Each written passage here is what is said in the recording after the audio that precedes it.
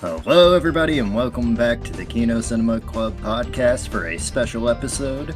I am joined today exclusively by Dean Chapman, and we are going to be talking about the second season of the live-action Netflix adaptation of One Piece. What'd you think of it? I enjoyed it. I enjoyed the live action. Season 2, personally, I liked it better than Season 1. I feel like they improved. I agree. I certainly think this is a drastic improvement over the first season. For a few things that I did not care for too much in the first season, thought that were very rough around the edges. Basically, every change they made to the core plot I thought was an inferior version. I do want to talk just a little bit about the first season, considering we have not on the channel. So, what did you like and what did you dislike about Season 1 from your recollection? Oh man, we're going way back. I don't know. Man, I haven't really thought about it. I don't know. One thing you like, one thing you hated. Just One keep thing it I simple. like. You put me on the spot, man. Damn. Well, I like how it felt fun still. It felt like pre-time skip One Piece. I disliked, I don't know, I would say my main complaint, I feel like Luffy's not fighting enough and like on, camera. Right. Compared to like the anime. I don't know. Certainly, I mean, in my mind, though I did enjoy it very much at the time, and I do appreciate the fact that the series itself is allowing people that would never have experienced an anime or watched One Piece or read the manga or anything like that. It makes it a little bit more palatable to these types of people. I appreciate that there have been a good number of people that have gotten into the story as a result of the live action. Things that, me being a fan of the series, that I found major problems with in Season 1, the changes. People that are not familiar with the story seem to like. One core complaint that I had with Season 1 was Luffy. The actor, I didn't love him. I think he looks the part. It seemed, in my mind, that he either needed English lessons or acting lessons, and I am very pleased to say that this has been rectified in Season 2. Guys from Mexico, he has been an actor his whole life. I've learned a little bit about him from watching some of the One Piece podcasts and behind-the-scenes stuff they've been doing. I don't know how much he spoke English. Maybe he was still kind of just learning it. He's, since for Season 1, started learning Japanese and seems to be doing that pretty good. So maybe this was like his first English role and some of his delivery wasn't there. Maybe it was just the direction of the show, because there was all manner of fucked up direction for Season 1. Yeah, season 1 was kind of all over the place. I really did not care for all of the Garp and Kobe stuff they added in. Yeah, way too soon. Which there's some too soon things in Season 2, but I guess they plan on wrapping this thing up real quick. I mean, maybe they have a vision, maybe they don't. I've heard all sorts of numbers and arcs as to how many seasons they want or how far they want to take it into the story thrown out. Allegedly, Oda does have a specific season or a specific arc he wants to end it on. Presumably, that will not be the final arc. Yeah, if I had to guess, I have heard some. I'm saying Skypiea. I don't know. I mean, if I were to guess, I think it has to go at least through Eni's lobby. That seems like that would give a good final send off to it. I mean, that gets the moments that everybody loves. It gets all Yeah. I mean, Enies Lobby's I don't see probably them getting through. my favorite or top 3 art in the show. So Absolutely. I mean, I'm sure most the people would agree whole with that. saga, Yeah, the Water the whole 7, saga yeah, of it. I all mean, of it. Water Yeah, 7 through, and then you get the Garp and Kobe or a Garp and Dragon reveal. Something that was rushed in the live action, but fair enough. Another core complaint I had with season 1 is it feels like they made the Straw Hats too weak, in my opinion, specifically Luffy. Yeah, I agree. And I mean, he that was hardly throws the punches. I don't know if this was. This is me talking about season 2, but like, and I see that, you know, probably like the act of, you know, trying to like animate and CGI all these devil fruits and make them not look goofy as hell, probably a major challenge in itself. A lot of main complaints that I see from the show is when the devil fruits are in use.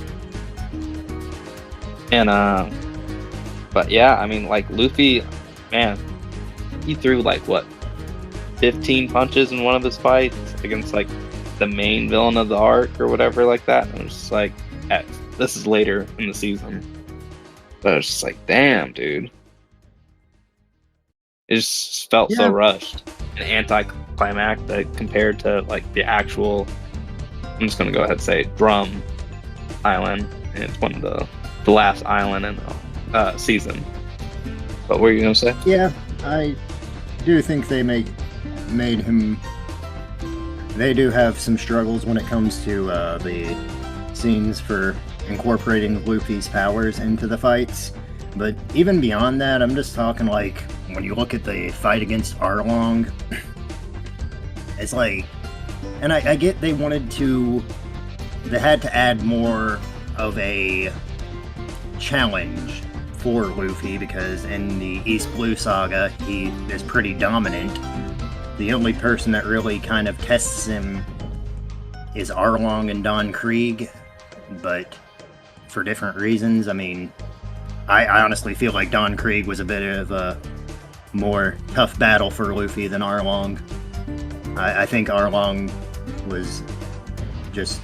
I mean, Don Krieg certainly had the element of the being on a boat, but in both situations, it was just like Luffy in a straight fight could have taken either of them, where it does not feel like Luffy could have reasonably beat Arlong in the live action without the resilience from his rubber powers and bringing the castle down on top of him.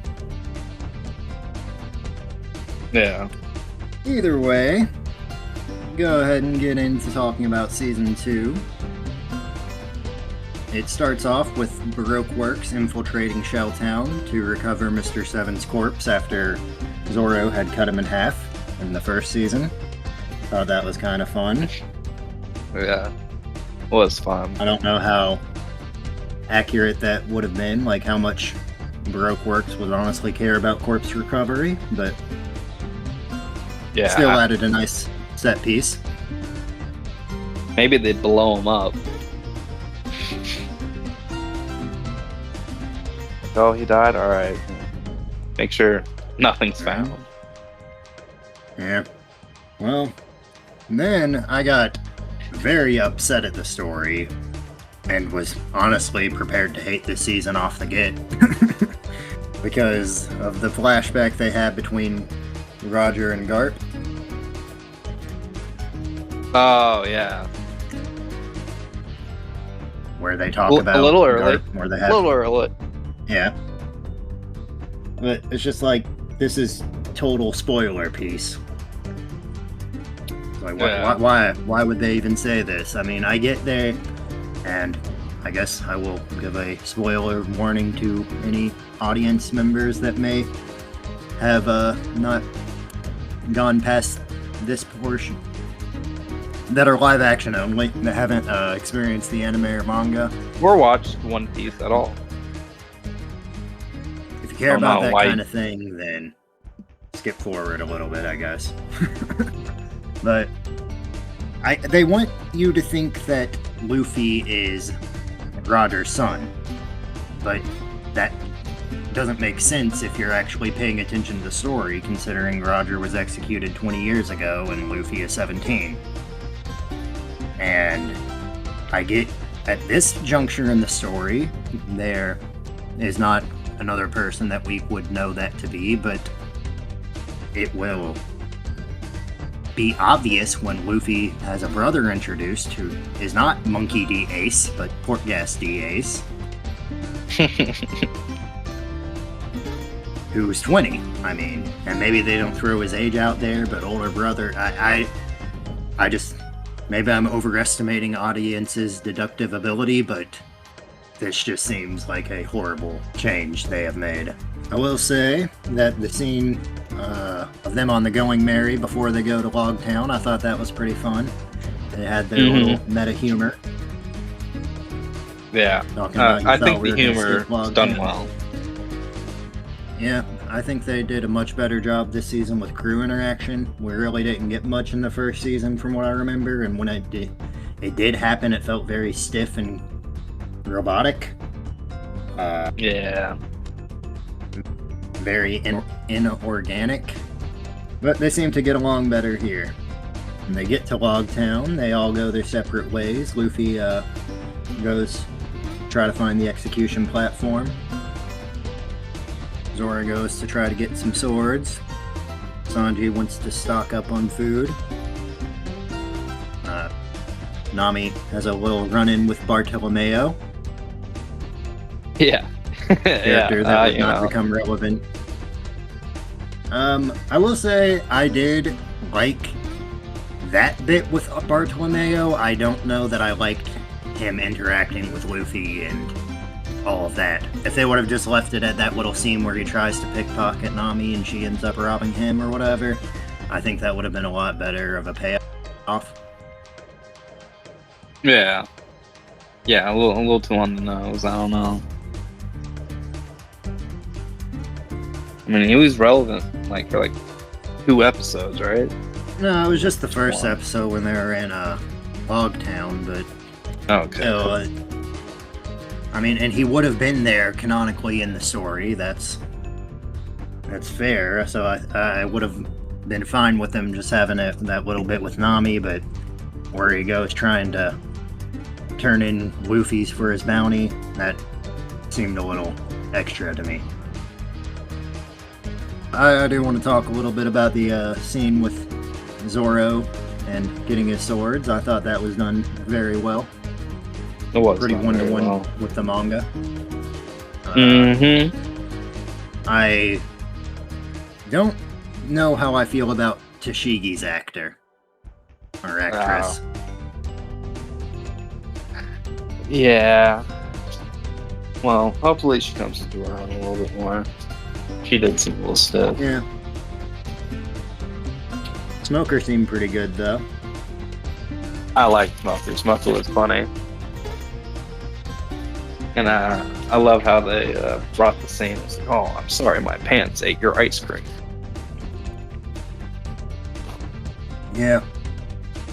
I don't know that was delivered the best from my recollection, but I do like that they brought it over. Yeah, well, you know what? It probably wasn't done the best, but...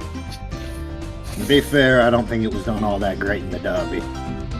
I don't know that I've ever actually seen Log Town in the Japanese sub version.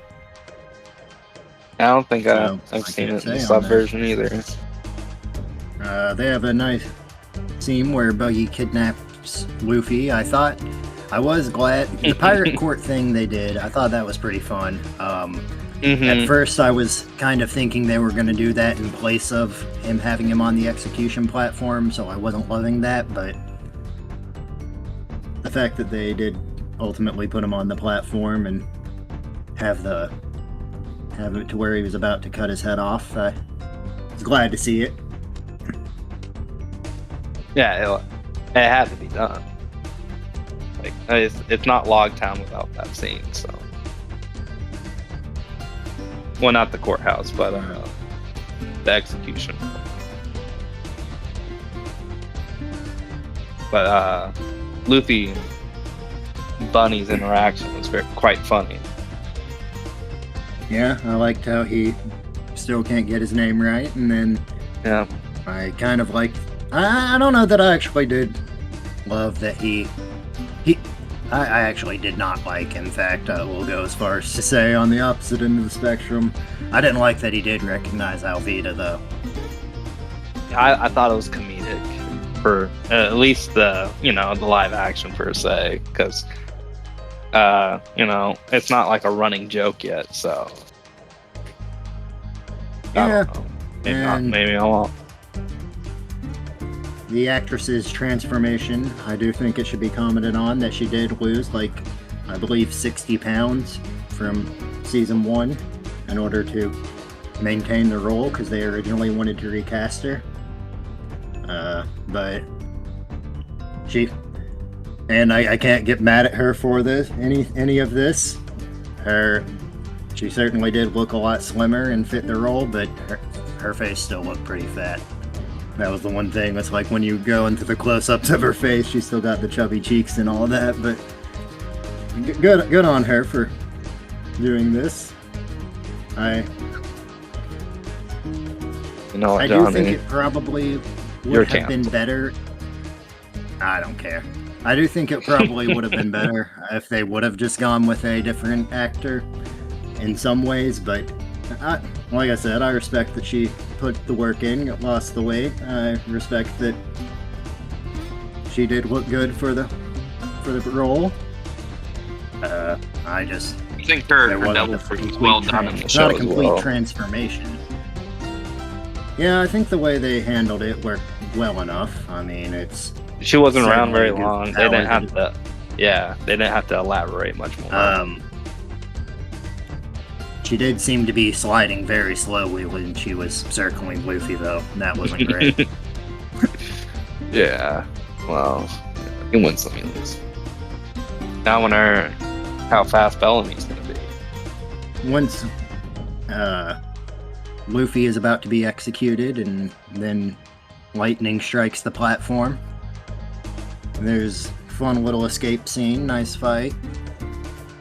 You get a nice little tag team move between Nami and Usopp, where she's like fighting with her stick, and he shoots a pepper ball, and she goes low and like sticks it up, and I don't remember exactly, but they had good fight choreography there between the crew. That's one thing I certainly think they did do better than the anime or manga, is actually have the crew interact during fights a little bit more, instead of just having their solo fights. I will say Smoker's powers actually looked really good in my I agree. In my mind. I was a little surprised. I thought it would look pretty just standard screen effects, but they did a good job with it. Crew makes their escape, and we get a flash where Dragon is talking to Luffy, as in the anime and manga. Before the episode closes, they have a brief scene where Sabo comes and meets Dragon. Doesn't say anything, but just a nice little fan servicey moment, because Sabo, in the manga, they're, I don't know, he's some revolutionary guy. So, yeah, he's one of those guys. But in the manga, there is a scene in Log Town where a guy with his back turned has a top hat, and a lot of people have said they thought that was a foreshadowing of Sabo. It could have just been a guy in a top hat, but it certainly works in retrospect.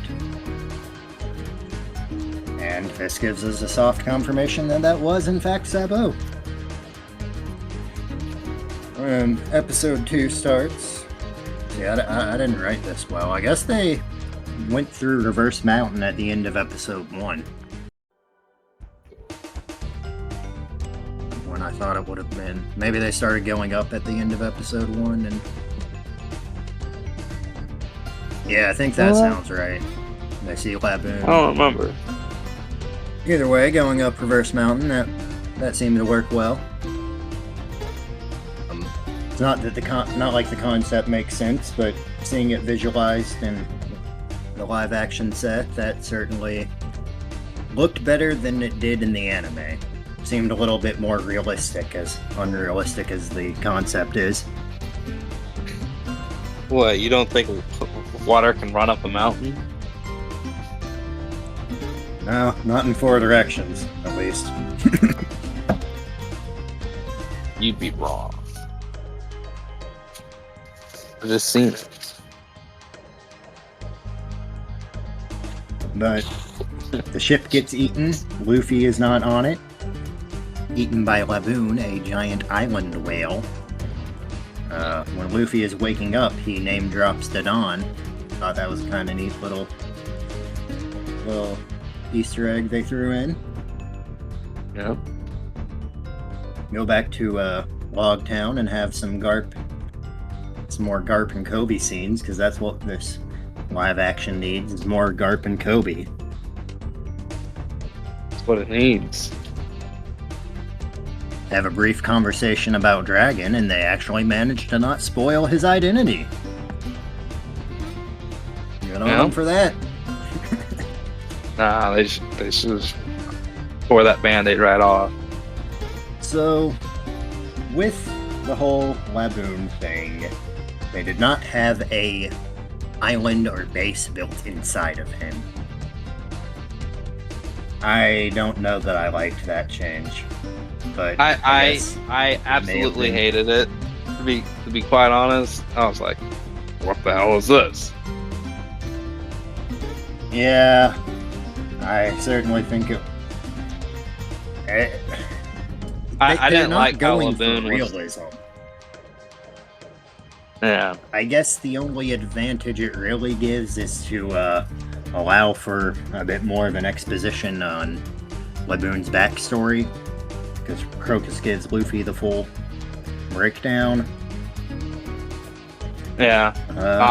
Honestly, I was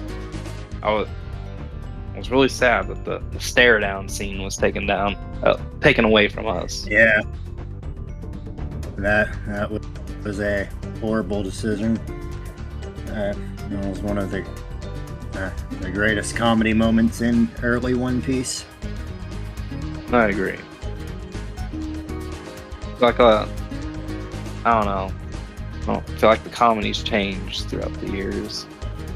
You get some of the crew interacting inside the whale, going around trying to find a way out.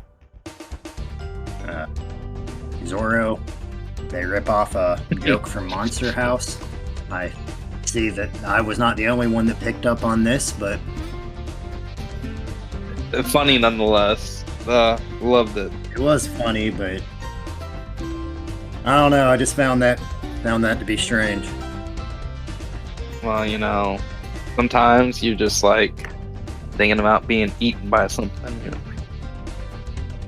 Yeah. I don't know that I will actually keep this part in the video, but I will say that I saw in one of the behind-the-scenes things that it was a woman that made that joke, so that checks out.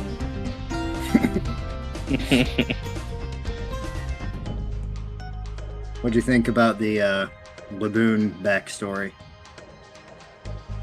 I don't know.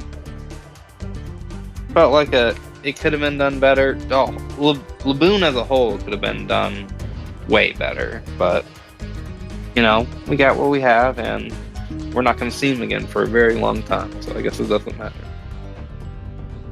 Yeah, I agree. I mean, I don't think they did anything wrong with the backstory, except for I did notice Captain Yorkie was trying to bring him along with them into the Grand Line in this version, as opposed to in the original story. Yeah, I thought this was weird. They had already, even before they went into the Grand Line, they had already tried to leave Laboon behind, but he kept following him and followed him through Reverse Mountain. That's why he ended up having him stay with Crocus. He's like, you gotta wait with this guy. We'll come back. He'll take care of you until then. We'll just find the One Piece. In the live action, they had. In the live action, they had Crocus convince them not to take him further. I don't know why they changed that. Yeah, well, only time will tell, you know. Maybe it will make sense next year or 3 years when they do the other season. Yeah, I think Alabasta comes out next year, right? I think that's what they're aiming for, at least. Love it. Will say, I don't know that I have a better place to throw this in, so I will mention it now. They cast the main kid from Cobra Kai as Ace, and I think that is an awesome casting. Honestly, I remember around the time One Piece live action season 1 came out, I was thinking if this came out a few years earlier, this kid would have been great for Luffy. So I thought it was really cool to see him get cast as Ace. Oh yeah. Hey, I'll love him as long as we get our Ace comedy scenes in Alabasta. I'm expecting Lizard and Scorpion.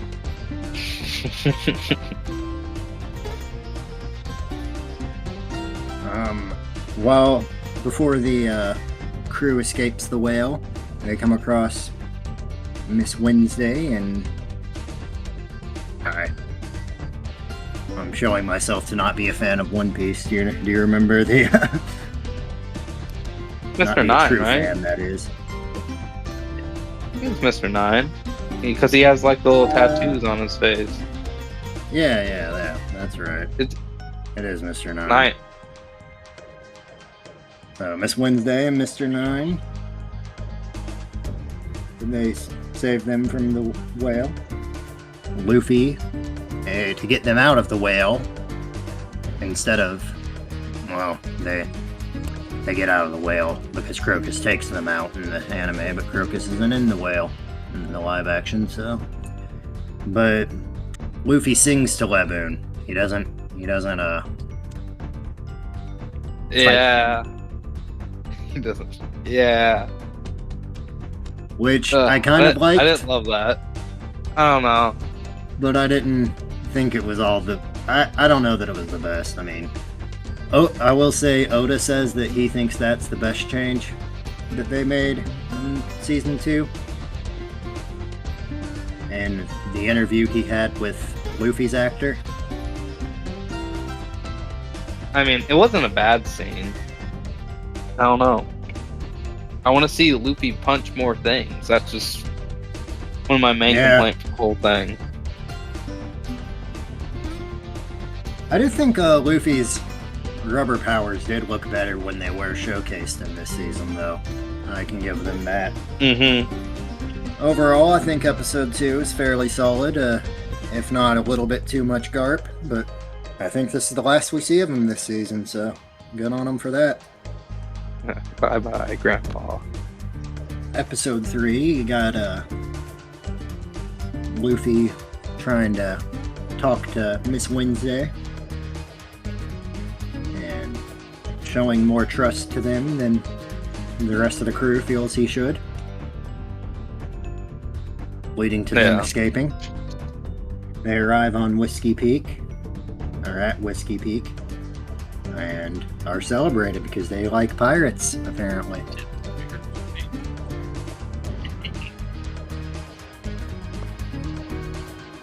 I will say, there don't need to get too heavily into it, but it is not race swapping per se, but the darker tones for Vivi I did not mind as much, but for Igaram I found very distracting. I mean, it was funny, don't get me wrong, but just seeing this black guy in a powdered wig and all that, it tickled me. Play this role quite well. Ma, Oh, ma, he did. It's just, ma. that was a bit more jarring to me than like Vivi looked fine. That looked perfectly in character. I mean, it looks different from the anime, but so does Usopp. Yeah. I mean, that's one of the things with anime is they kind of I mean, growing up as a kid, I always looked at Ash from Pokemon, Goku from Dragon Ball. Like, I looked at all these characters as white. Japanese people look at these characters, they see Japanese people. Hispanic people see these characters, they see Hispanic characters. That's kind of just the way their art style is. They want it to appeal to the widest variety possible, but it's still, they still at their core are telling stories for Japanese people. Yeah, but if you green, you black. Like Piccolo's black. That was something that I can't say I was surprised, but I found it interesting talking to people that basically every black Dragon Ball fan does agree that yes, Piccolo is black. The black guy. I never thought of it that way, but I guess that makes a certain amount of sense. Dude, I mean, Wicked. You know. Shout out to the inspiration for this podcast, Monkey Jones, with his Medea reviews and the green effects. I will say I don't like that on their way to Whiskey Peak that Zoro was not sleeping on the ship, because that's kind of a core part of his character and what he's doing is that he sleeps when he's safe and with the crew and has them watching over things so he can stay watch. But he's up on the ship and then continues to stay up during the festivities and all throughout the night. I guess it's not that big of a deal, but there's a core interaction that happened in the anime that didn't happen in the live action. I was sorely disappointed. What's that? Well, obviously, you know, Zoro always being on night duty stays up and in the anime, obviously, and takes care of business. Yeah. And then everyone else falls asleep. Mm-hmm. Most of the crew either woke up or stayed awake. I think Luffy passed out last second and then woke up immediately. But yeah, because he was like poisoned, wasn't he? From like Vivi did his sleeping gas on him or something. Oh yeah. And then something happened. I don't know. It all happened very fast, which I appreciate. Yeah. Well, Nami went off to go try to find treasure or whatever because she thought it was on top of the cactuses or the cactus rocks. Instead, it was a graveyard of all the pirates they killed. Cool. And robbed. Sanji and Usopp get preoccupied by women. Well. Definitely, I liked the big action set piece where Zoro was taking out the 100 guards. That was awesome. Yeah, I don't what know. comes after is what disappoints me. Luffy didn't wake up and be like, Zoro, how could you do this to all these nice people? Yeah, Luffy, and you no! know, that is that was a layup. that a lot of people a lot of One Piece fans don't like. They feel like that is not good for, like that's out of character for Luffy. I've heard that that sentiment echoed a lot for him to fight Zoro there and not trust that he had a reason. But I never thought it was that deep myself. That scene in the manga was... Usually he doesn't drink, but I feel like he drank there, right? I feel like everyone got drunk. Or at least got drugged in some sort of way. So it wasn't like, it wasn't sober Luffy, per se. Right. I don't know. I never read that deep into it. I mean, he did say, I'm going to kill you, Zoro, comedic. But I didn't... But Luffy doesn't kill people, so he's not... So he's not actually, like, talking about, like, he's gonna kill him. He's just, I'm gonna kick your ass, except he's... Yeah, but... I found it very comedic, and I do love that scene to this day. Yeah, I don't recreated. Dislike it. I don't love it, I don't dislike it. I will say that I'm pretty sure Oda has confirmed that the scene was born from an editor wanting to have the two strong crew members fight each other. So I don't think that was his idea. Oh wow. That was worth it. It was a good idea. What do you think about Zoro's Mihawk PTSD?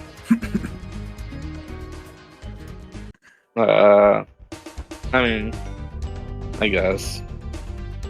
Yeah, I didn't care for it much either. I didn't hate it, but just, I don't know that... I feel like they're doing Zoro dirty a little bit.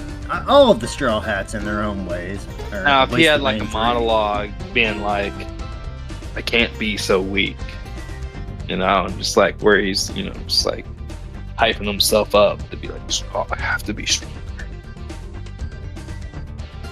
I feel like that'd be more in line with his character, more than just having the PTSD per se.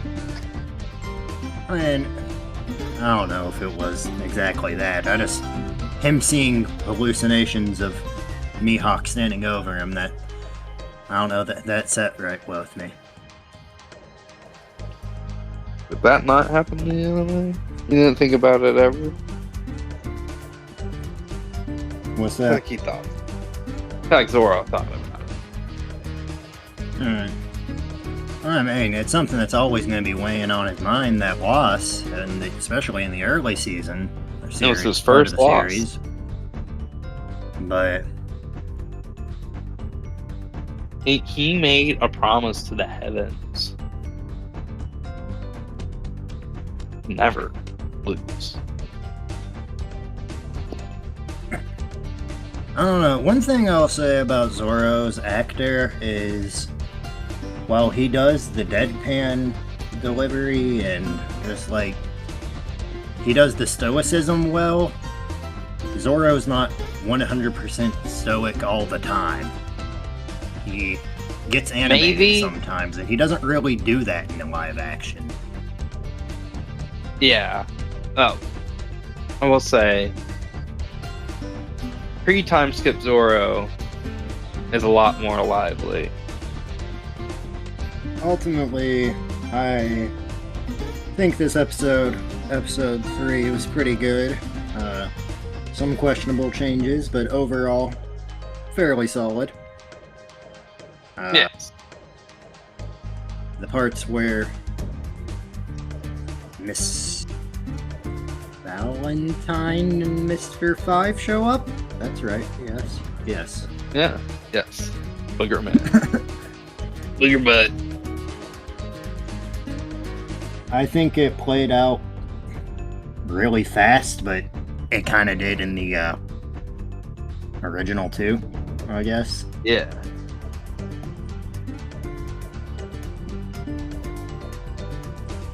I will say, I'm a lover of the booger ability. If I could flick my boogers and explode everything, dude, I wouldn't have a house. Understand. Be fired. I'd be destroying so many houses and businesses. Like, I'm just kidding. I don't flip my I think you'd have some utility in Iran. Yeah, the deployed Chapman. Sounds like the perfect devil fruit for Mr. Benjamin Netanyahu. It sure does. It sure does. Booger man. But yeah, Vivi joins the crew. Casting for those two characters, by the way, love it. They fit the role so perfectly. They both did pretty good. I don't have any complaints. Episode 4, we're on Drum Island. Go to Drum Island. Not Drum Island, shit. Little Garden. Which, I will say, the timing of this arc with, like, you know, Egghead Island. Events in the manga. Yep. It's perfect. Like, yes. It's it feels so nice just to see it all recalled all in the same moment. Spoilers and stuff. It's vague enough. It's Vegapunk. Ooh la la.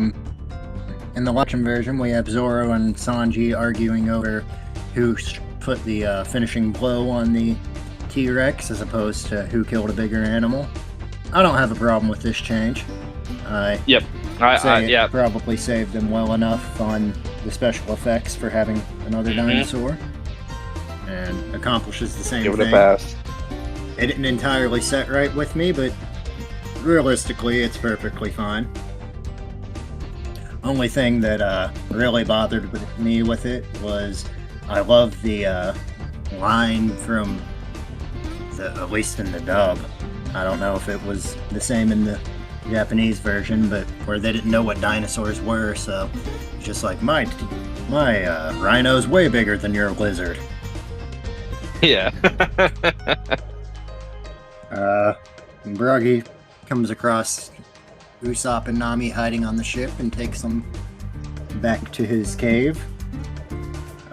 Mentions Semla, whatever. Dogma? That dessert that Big Mom likes. Oh. That was fun. Oh. Dory and Bragi mentioned Nika before their big fight. That was neat. Yeah. I was about to say, seeing it all in live action and hearing it all with, like, everything tying in recently is awesome. I love it. There's a little something for every fan in this one. And Miss Golden Week's powers or paints effectively operate as drugs in this version. I thought that was kind of fun. Well, It was fun. I gotta say, I don't know how I feel about Nami's actor. She is so fucking stoic through the majority of it. It's like even when she's sitting there tripping balls and on the green paint, she's sitting there like, I'd be better if I could pet that cat. It's like, come on, bro, put some emotion into it. Like Zoro, he gets that yellow, he's laughing, he's going all in, but it's like she's just, I don't know. I think that was the circle she got, which is like, ugh. I will say, she's probably one of the better actors in the crew. And they have definitely, in my opinion, Nami's one of the strongest of the crew compared to everybody else. See, and I don't know if it's the acting or if it's the direction or what, but something is just really off with the crew a lot of the time. I mean, I already mentioned the Zoro thing. I think Sanji's probably the best, or the most faithful. I think Usopp's probably the one that actually is the best actor of the bunch, at least from what we see. In terms of who I like in the crew the most, in terms of acting and just who they are, it would go Usopp. Honestly, it would probably go Nami. I'm gonna go I'm gonna go Zoro, then Luffy, then Sanji. I like Sanji. Like that's like a three-way tie. Like Luffy, the big three. I don't know. I guess it's good to nail your support actor, dude. But I honestly, dude, if you're asking me, Usopp and Nami carry. I don't know.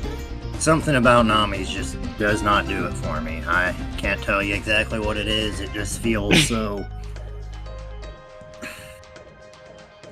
I don't feel the emotion behind anything. It's like, if we're going to go back to Season 1 for a minute, and the moment that I have to point to is her breakdown at Arlong Park before Luffy walks on it. And that whole scene is just exemplary of how the direction or acting or whatever just falls flat when it's supposed to hit. I mean, it's like they're never going to be able to get the action pieces on par with the anime or with the manga, and that's fine.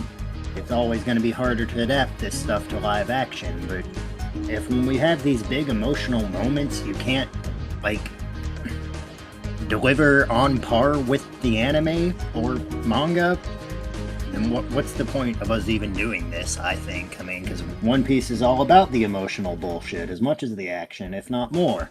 Yeah, and they'll prove that they can do that later in the season of Season 2. And personally, in my opinion, when we move on to the next island. Ultimately, I didn't write too much for episode 4. I did overall like it a good deal. It ends with them getting kidnapped, or with Zoro, Nami, and Vivi getting taken. Luffy's being turned into a doll by Miss Golden Week, and Usopp's free. Obviously, well, it doesn't really matter which one actually goes down, but it is interesting that they changed it to where Bragi is the one that gets taken down during the duel instead of Dory. I've heard some people suggest that perhaps it was because Dory's actor was a little worse than Bragi's, and I kind of understand what they're saying with that, but I didn't have a problem with either of them. How do you feel how do you feel about the Giants in general? Do you think they did them justice as far as scale and size? I heard a lot of people say they felt like it didn't feel genuine in a lot of it, but I didn't get that myself. I thought it looked good. Yeah, quite honestly, it's like, yeah, they were fine. They were fine. There was nothing wrong with them. I didn't dislike it in the slightest. I thought they looked pretty good for a Netflix show. Yeah. Clearly, I don't share the same opinions as the people when it comes to these things, and that's fine. I don't know, because I just saw a lot of people didn't like that, and I'm kind of like, why? What's wrong with it? It was completely serviceable. It wasn't the most mind-blowing CGI I've ever seen, or like special effects. No, but like it did the job, and it did it pretty well.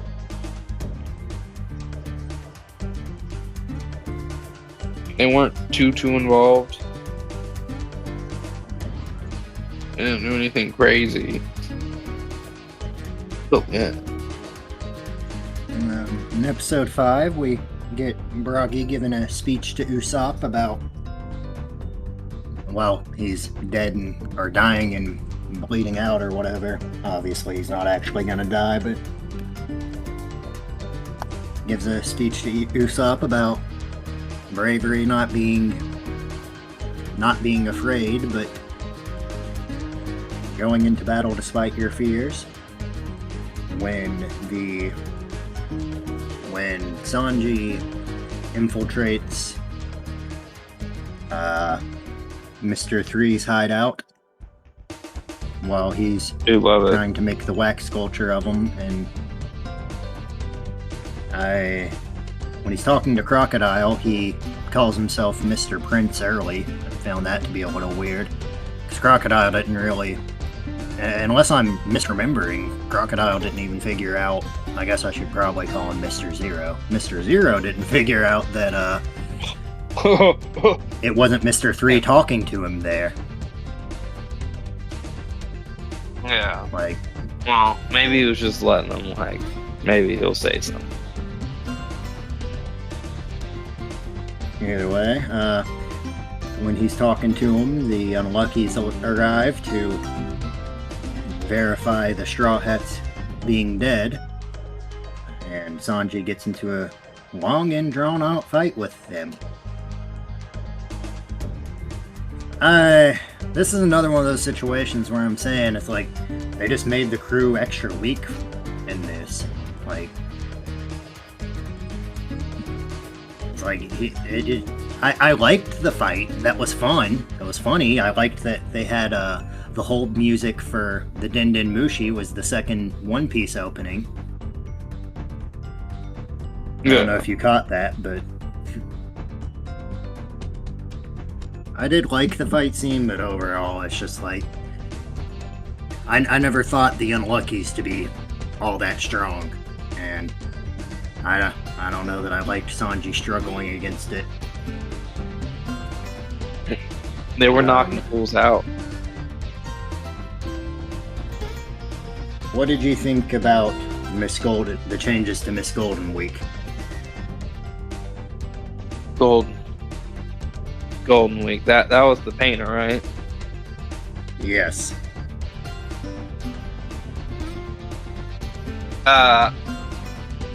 Wasn't crazy about it.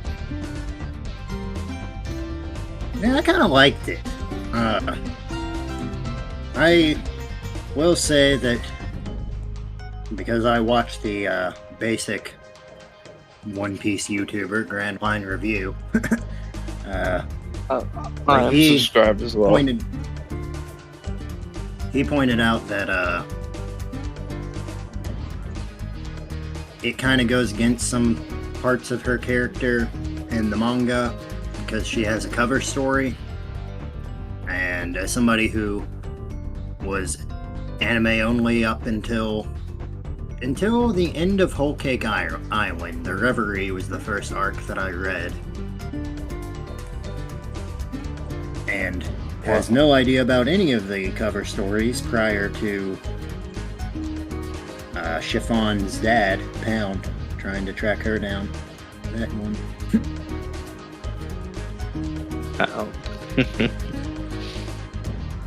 I have very little knowledge of any of the other cover stories. Some of them got adapted, like Buggy's Big Adventure and Kobe and Helmeppo's Training.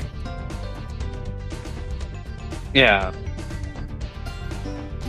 No, Kobe and Helmeppo. Hopefully I said that right. I always appreciate those two. Good characters, that man.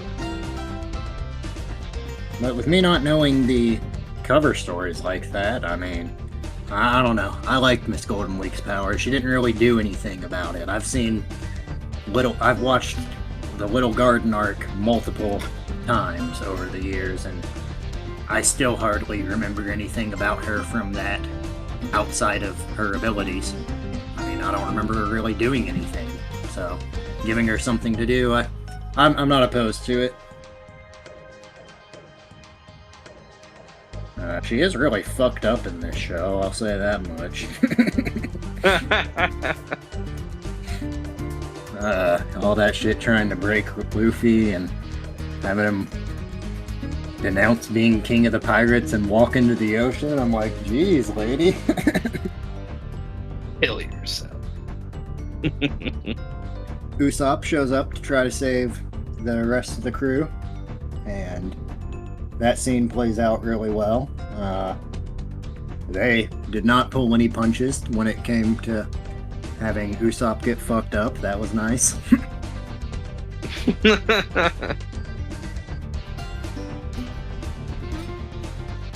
Like, his eye. Eye was all swollen and all that. I mean, they did a good job there. I found it strange that when Luffy was chasing down Mr. 3, he had all the wax figures, but he didn't have Miss Golden Week paint them. So I guess in this version he can just create colored wax. That's weird.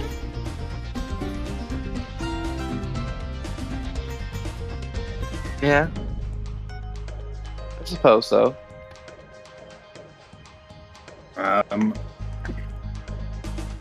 I did like that in the background track and the score, one of the songs they used in the credits, they sampled the Drums of Liberation. That was really cool. What's cool?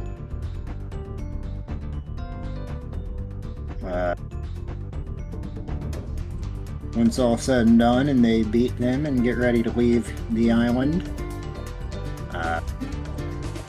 one change they made that I didn't care much for, when Dory and Bragi saves them from the giant goldfish, they just throw their weapons into the ocean, as opposed to in the anime where they break.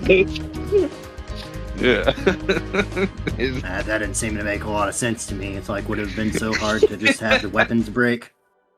That's an extra 50K right there, bud.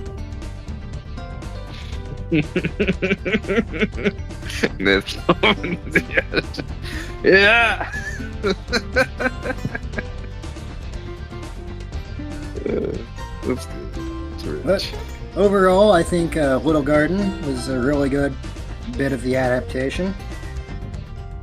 I enjoyed I it. see the subjective complaints about Golden Week's changes, but I overall was a fan of everything about it, really. I can't think of any complaints that I had on that portion. Going into episode 6, it starts off and Robin gives Wapple the Munch Munch fruit. That's weird. That was weird. Weird interaction. Waffle's a weird man in this. And Wapple's a weird man regardless. Honestly, I think Wapple, one of the better villains we've had. I mean, not as far as villainry goes, but as far as the adaptation, Yeah.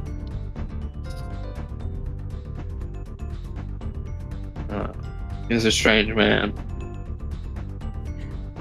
I liked what they did with Arlong in season 1. I don't really remember much about Kuro. Buggy was pretty good. Buggy was. Morgan fell flat. They got the look, but they didn't get the personality. Yeah. But Wapple, I think, is probably the best adaptation of a villain they've done thus far. Not that Wapple was great in the manga, so either way. I have that bit where Smoker and Tashigi try to infiltrate to get the transmission between Mr. Zero and Sanji. Yeah. That didn't happen in the manga or anime, right? I think they didn't do a whole infiltration like they did there. I think there was a cutaway scene or something, or maybe it was touched on in the SPS or something like that, but there was a little thing where they intercepted transmission from what I understand. But it wasn't a whole drawn out thing. The other Baroque work members they added in to have them fight, they were not in the anime. When the crew arrives on Drum Island, I don't know how convinced I was by the scene where Vivi gets shot and then asks for help. I don't remember that being all that great, but I don't think it was offensively bad either. Yeah. He did get shot by some crazy lady. When they're welcomed into the town, are trying to find their the doctor and all that, and they tell him or tell the crew about Kureha as opposed to her actually showing up in town. Like it didn't give a proper introduction. It just gave a little bit of a town mythology around her. I don't know that I liked that change, because it's like in the original she's showing up and helps out people in exchange for like toilet paper and food or whatever. Yeah. She's a witch. I will say I noticed they had a snow lapping head mounted on the wall in the bar or house or wherever that they were at. Thought that was kind of cool. We didn't get any live snow lappings in here, but I appreciate they at least threw that in as an Easter egg. Yeah. Could've.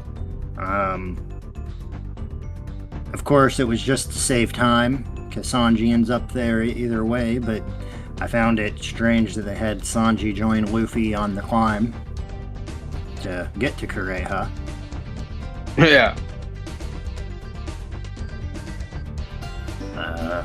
It is kind of cool that you have Luffy stretching down to help save him. But Yeah, they had to include that part. and Luffy doesn't want to eat Chopper in this version. I don't know, man. I don't think I can get behind that when it comes to Luffy.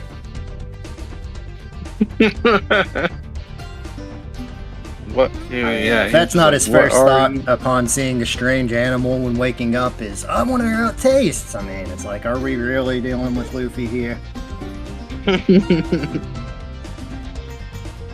Episode 7 is the backstory for Chopper, and this is by far the best backstory they've done. Like, it takes Sanji's backstory, because that one I think was the best in the first season. Out of the crew, I think that mainly comes down to the fact that it was told in one continuous episode as opposed to being split up, which was the case for at least Zoro and Luffy. I think Nami may have had one, but Nami's backstory they kind of messed up in my mind. Chopper's is very good. It made me cry like every other time I watched it. I'm a big sap. Anytime I watch it on my own, I'm like, bawl my eyes out. Ooh, reindeer. Yeah, Makes me so well, sad. I don't know about all that, but I will certainly say that Oh, I think this what do you is- mean? You don't cry when they bully Chopper? No. I don't really Your care heart- about animals like that, for real. Yeah. Especially wild animals. I mean, it's like You're if you're an talking about animal.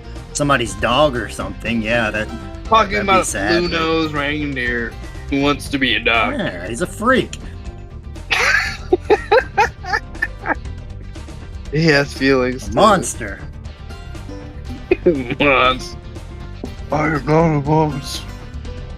You get Hero Look on the run, meeting up with Kureha in the flashback, and you hear the town folk mention searching for a cure-all mushroom. I will say, see it in the book. They straight up made this mushroom look like the Fly Agaric in this version. It's the Mario mushroom. And actually, that may have been a good idea, considering there are two different minds about that mushroom. Some say it's highly poisonous. Some say it's a medicine. I will say when Hiralik comes across Chopper being chased down by the townsfolk, he is in his chibi form, which that felt a little off to me, because they're all calling him a monster and everything, but they're gonna call that little cute thing a monster and chase it down and try to kill it. Well, Came off as strange. like you said, man, he's a monster. reindeers don't wear hats and have blue noses. We should kill it. Well, he didn't have a hat at that point. I haven't read the manga, but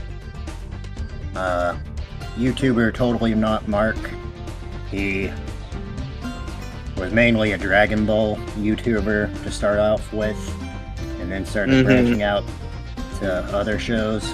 But when he was doing his One Piece read through and got through Drum Island, he said that they did not give the detail in the manga that all the doctors were taken away by Wapol. So in the manga? Like, here, look. Yeah. I don't know. I haven't read it, that part, so I can't say for a fact, but at least according to him, it did not give that detail, so he had to, one of his editors or somebody had him watch the anime and a movie version, or special, or whatever.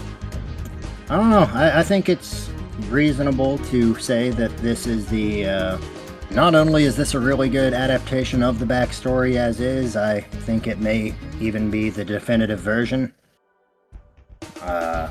If that is true, that it was not mentioned in the manga. The anime did fine, but I don't know. I never really cared about Chopper's backstory much myself. Of course, Here Looks final standoff with Wapol is admirable and cool, but I don't know. Rudolph the Blue-Nosed Reindeer just doesn't really do it for me. Well, dude, you're so lame. He was bullied, and then he ate a fruit, and then he got bullied more, and people tried to kill him. Yep, these things happen. Moving on to episode 8. Sanji is talking to Nami and gives a little bit of additional details for his backstory as far as cooking for rats. Or cooking for his mom. I'm sorry, not for rats. They didn't mention that part.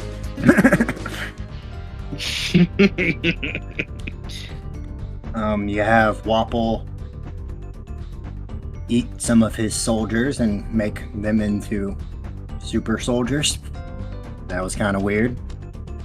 It was disturbing. I didn't like that. I'm just sitting here like, what even is this whole village invasion arc where Zoro and Usopp are fighting them off? Yeah. And then Wapol returns to his castle where Kureha is now residing, and Luffy, Nami, Sanji, and Vivi and Chopper are. Luffy starts fighting Wapol. Chopper and Sanji are fighting these two new characters. I think they're new, at least. I certainly don't remember them. Well, the Afro guy? Yeah, him and somebody else, I don't even know. No, they were original. Afro Man and the guy. I know their fights weren't in he was an it, archer. but yeah, I don't know if their design was based off of anybody that was in the anime or manga, but their powers, their fights, all of that is made up. Yeah, maybe the fights made up, but they were real characters. Fair enough. But with the whole village invasion and Sanji and getting caught up with these guys and all of that, it's just like, this is another situation where I'm talking about, like, it's making the crew seem so weak. It's like, these aren't even characters. They don't even fucking exist outside of this live action, and they just make them. They don't do anything to, like, show us why they should be this power. I don't know. It seems like it's just trying to extend conflicts and all that, and I guess they did have to do something But it's like the Wapple super soldiers that he made, they seemed like freaking orcs from Lord of the Rings or something. Like, it felt very weird and out of place. Yeah, throwing up with that. I don't know. Yeah. I feel like they botched it double fruit, to be honest, but What, the Munch Munch fruit? yeah. Yeah, they certainly I do- did not use it all that often, and when they did, it was for things that, I mean, like making those soldiers. I don't know. Ultimately, when Sanji and Chopper take care of the two other guys, then Luffy and Sanji use a tag team move to finish off Wapple. Gum Gum Air Assault. That was kind of cool. I don't necessarily love the idea that Luffy needed Sanji's help to get rid of Wapple, but still, nothing wrong with having the crew work together. While Luffy does do a good job, or Luffy's actor does do a good job this time around when it comes to his speaking role compared to the first season, I will say when he yells at Chopper, "Come join our crew!" or whatever he says, it still did not sound very convincing to me. Needs to work on his yelling acting. Speaking acting does great now, or well enough, passable at least. Yeah, I mean, it's hard to match it, you know, like you have it in your mind, but it should sound. Yeah, of course. Of course, it's just, I don't know, man. Not as bad as before the walk to Arlon Park, where he's just, where Nami tells him to help, and he's just, "Of course I will! Of course I will! Of course I will!" That was pretty bad, but this wasn't You weren't great. inspired. I was not. Ultimately, they take Chopper with them. Kureha does her crash out on him, telling him, you can't leave me, blah blah blah. But ultimately does pack his bag and put it on the sleigh. Yeah. I did appreciate that. Yep. There was a moment where I thought that they were not going to do the cherry blossoms. I am very glad that they did do the cherry blossoms. As am I. It wouldn't be the arc without the cherry blossom. Yep.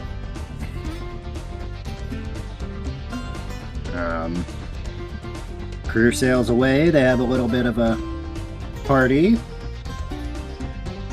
course, Chopper starts crying when he sees the cherry blossoms. Zoro sets him on his shoulder.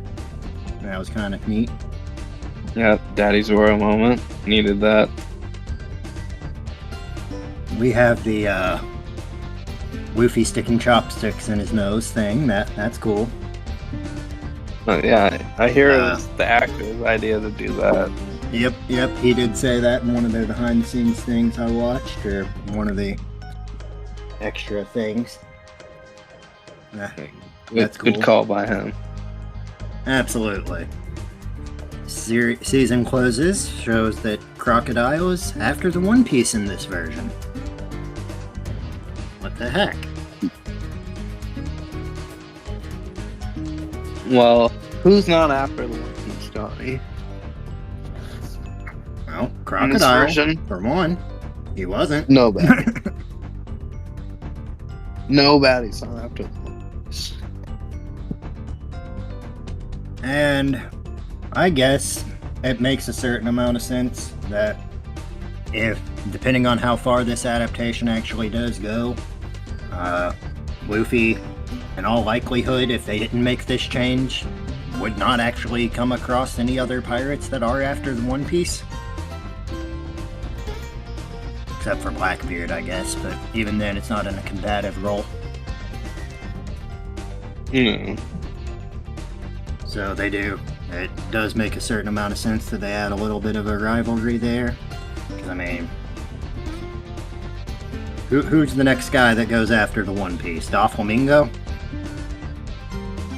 Was he even after the One Piece? I don't think so.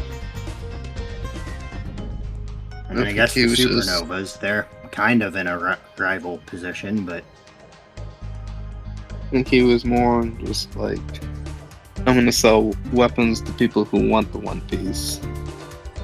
yeah.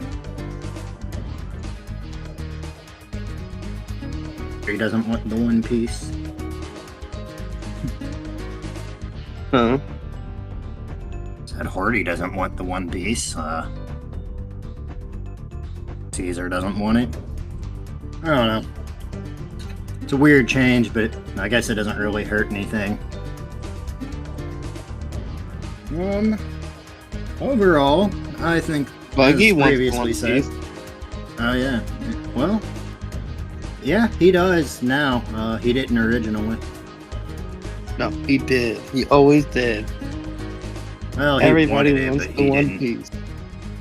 He wanted it, but he didn't like really care enough to go try to get it. I don't think. Like when we meet Buggy in the anime, he's not out for the One Piece. He laughs at the idea that Luffy could get it, but as far as he himself, he ain't going for that shit. Dude, he has the Buggy Bomb. Ever heard of it? Yes, I've even heard of the Muggy Ball. Muggy Mini Ball. Buggy Ball. Yeah, the mini Buggy Ball he has in a shoe. He blew up his foot. I will say that I don't necessarily know when the series will end. I would like for them to get through. Honestly, if I'm being generous with it, I think we have a not insignificant chance of it making it through to the end of Marineford. I don't see it going post time skip, but I think leading it up to the time skip itself would be a good ending. I certainly don't think it should end by Skypiea. I think it will be Skype. I don't think it gets that long. I don't know. I mean, you know, I've heard people make the throw out there that it's not entirely impossible that it does go the full length. And the reason that guy had said was, like, Netflix is looking for their Game of Thrones type show. They wanted it to be like, they were hoping that they could capture that kind of audience with the Avatar: The Last Airbender adaptation, but that has been, season 1 fell very short of expectations after the initial enjoyment of it wore off. I mean, the actors are going to age, of course. Having this story take place within a few years is, in storyline, certainly would not work out well, but there may not really be a necessity for them to keep the timeline the same as far as that goes. I mean, would it really hurt anything if the story takes place over the course of 10 years as opposed to, say, 5 by the time things are all done with? I don't know. I don't even think it's been 5 years. I mean, I think through the time skip, like from... Yeah, I think like from the point of the beginning of the series to the time skip is like at most 5 or 6 months. Kind of crazy. The crew has definitely spent more time apart than they have together. Overall, I am a fan of Season 2, much more than Season 1. I'm looking forward to Season 3. You have anything else you'd like to say about this?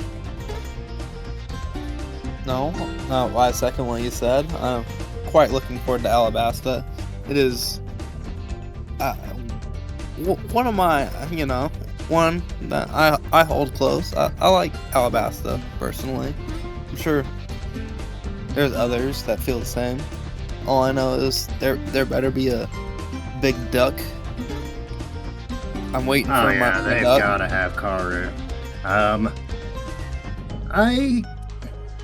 can't say that I really missed him not being here. I do think it would have been nice to have him along for this season, but it didn't really cause any problems in my mind that he wasn't there. Yeah. I mean, I agree, but I just need him in his home country at least. He needs to be on his home turf. Yeah, he's gotta be. I mean, there's no way they can just totally write out the Ducks entirely. I mean, even if they don't have the rest of the Duck squad that shows up later, I mean, they've gotta have Karu. Also, we need to see the Kung Fu Dugongs. That's a requirement. Yeah. We need our ace goofy scenes with the wildlife. Yeah, he definitely needs to have the same introduction where he's like face down, passed out in the bar and his food. Yeah. I never wrote a rating for this. I think if I were to give it one, it'd probably be like 6.5, maybe 7 out of 10. Yeah. You know what? I'm gonna give it a 7.3. Fair enough. I mean, certainly not perfect. Big improvement. Leaves me for wanting for more. What are you saying, John? Left me wanting for more. Yeah. Left me satisfied, but still excited for what comes next. Not perfect, but overall an improvement, and just makes me excited for what could be.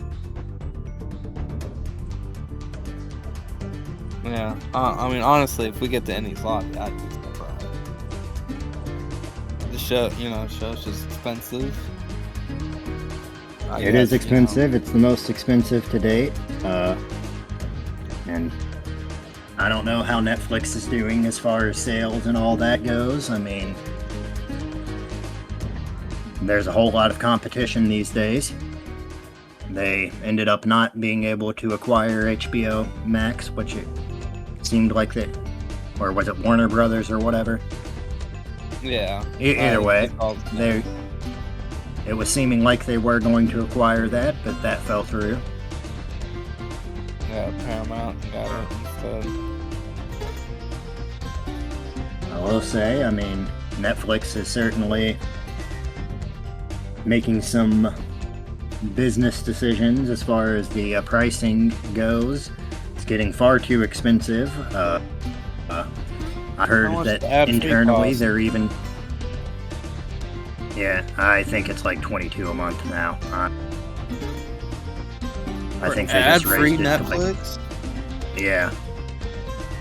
I only signed up for it for this. While I'm here, while I've got it, I'm also watching over Cobra Kai again, but after I get through that, I'm probably going to cancel it.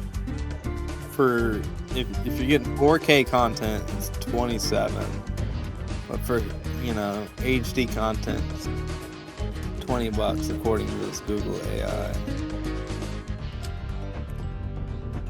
I hear that they're trying to internally push, or one of the reasons they're making it so expensive for ad-free is they're trying to push people towards getting the ad version because they can make more money off of the monthly subscription plus what ads. They're getting with the ads. Yeah.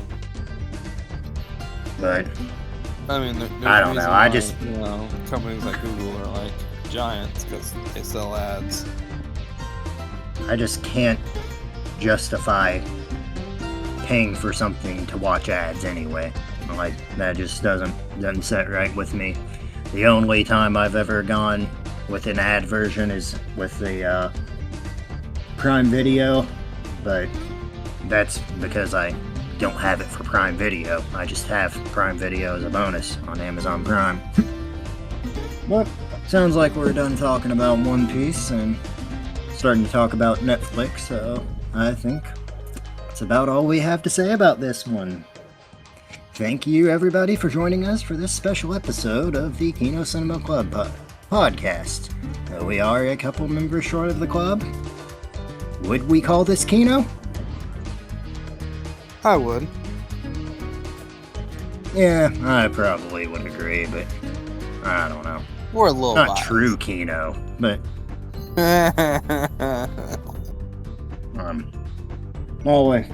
always one down to see One Piece. I mean, greatest work of fiction, didn't earn that title in my mind by being mid. So even when it's not at its best, One Piece is still One Piece. Alright. Bye everybody, see you next time.